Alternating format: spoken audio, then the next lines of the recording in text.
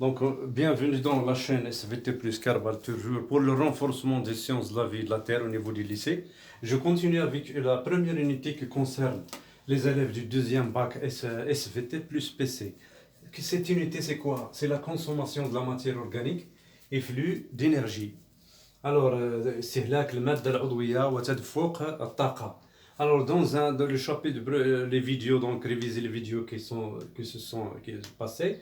Donc, je continue avec le chapitre 2. Le chapitre 1, c'était les réactions biochimiques de dégradation de la matière organique et flux d'énergie, d'accord?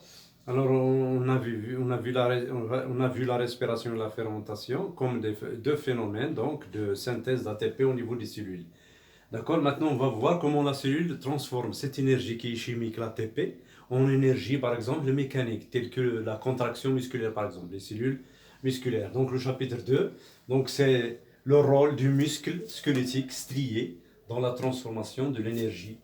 D'accord? دور العضلة الهيكلية المخططة في تحويل الطاقة. Donc, j'ai entamé dans une vidéo précédente les phénomènes mécaniques avec le logiciel Flash de la contraction musculaire. Revoir dans la chaîne donc ça pour donc maintenant je vais vous parler des autres phénomènes qui accompagnent la contraction musculaire. Alors, lorsqu'on fait du sport, donc on se réchauffe, hein, il y a de la chaleur, on sent ça. Mais au niveau du muscle gastronômien de la grenouille, donc la chaleur dégagée par le muscle, elle est minimale, on ne peut pas la voir.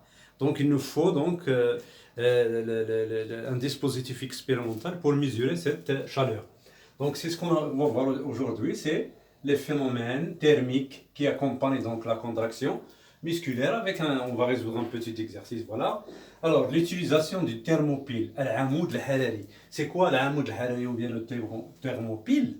C'est le dispositif qui convertit l'énergie thermique en énergie électrique. Donc, lorsqu'on excite le muscle, il dégage donc une chaleur. Cette chaleur, on peut la mesurer grâce au thermopile.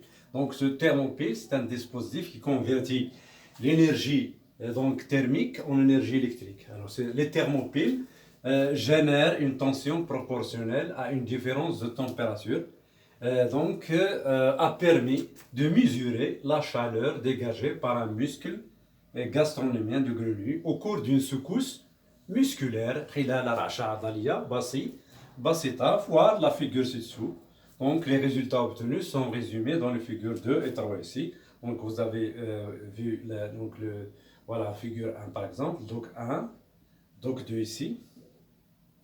Et voilà, donc figure 1, figure 2. D'accord? Alors, ce thermopile, il est constitué de deux plaques, d'un dipôle, deux plaques en or et en nickel, donc deux aiguilles. Hein?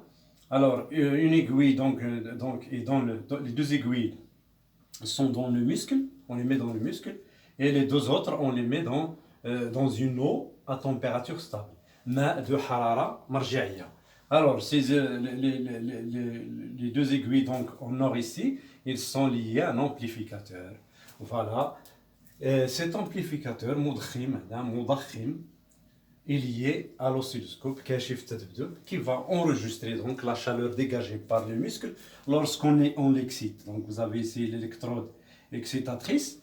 Alors, on soumet donc le muscle à une excitation par exemple, on va obtenir donc ce qu'on appelle une secousse musculaire. Donc voilà les phases de la la secousse musculaire, donc la phase de latence, phase de contraction, phase de relâchement, réviser la vidéo précédente à propos des phénomènes mécaniques. D'accord?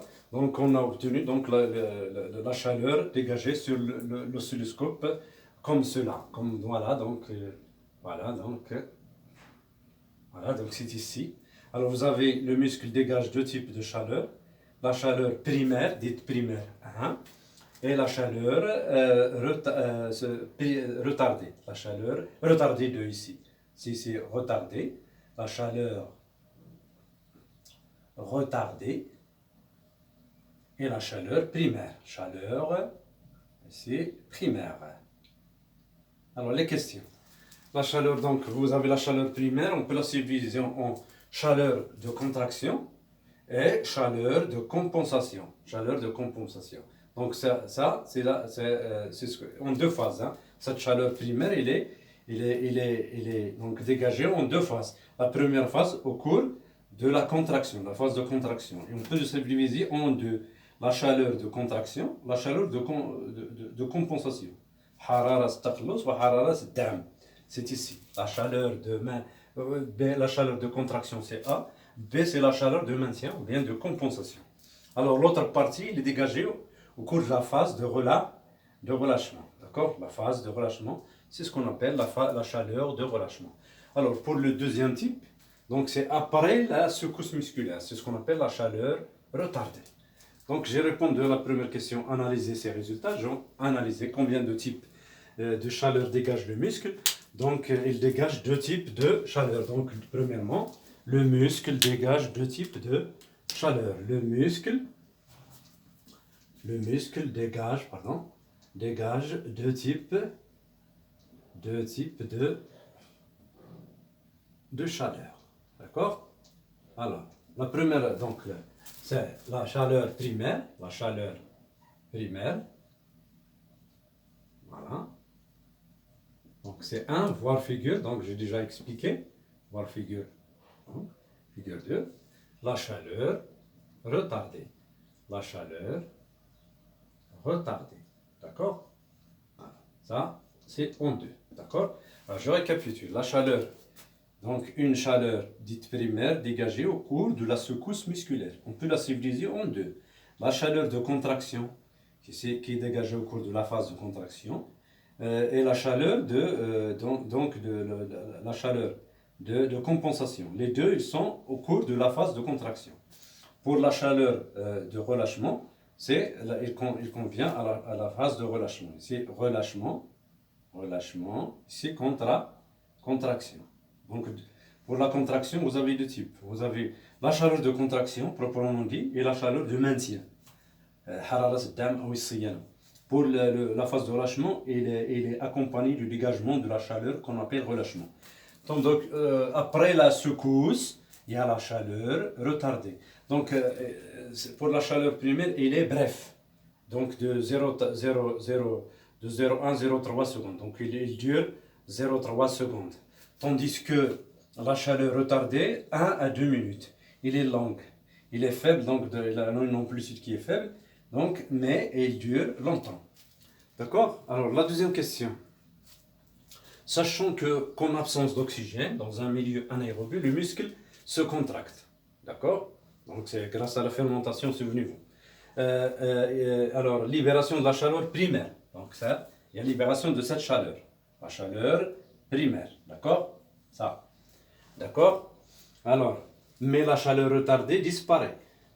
Proposer une hypothèse pour expliquer l'origine de l'énergie musculaire.